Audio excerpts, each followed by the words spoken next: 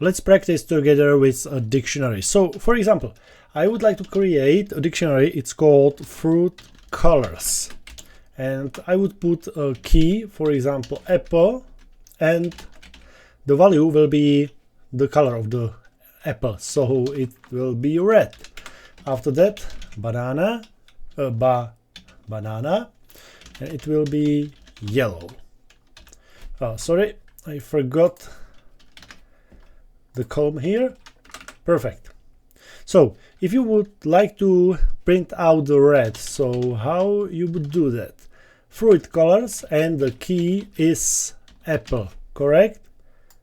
Key. So go to the fruit colors, find apple, and give me back the value. I will run it, and you can see red. Perfect. If you would like to print out yellow, you would put here banana, run it, okay, yellow. Great.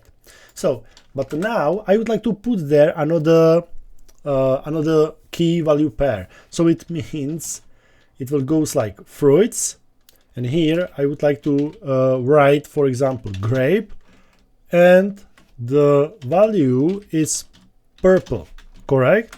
So if I will print the whole fruit colors, so what will be there?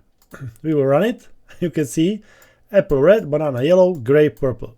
So it means on the last spot here we put there a grape, and the value is purple.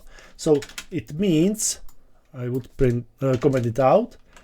If I would print fruits colors here, you will see the difference.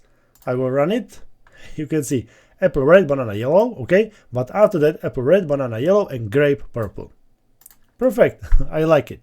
So now what about something like this? Fruit colors is equal to curly brackets.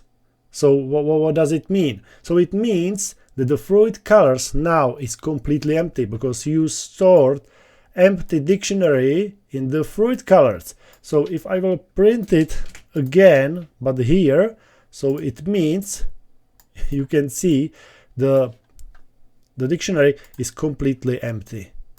Okay, so now you know how to empty the dictionary if you need, and after that you can put there values like this again. Perfect. So I like it. So we practice a little bit with dictionary.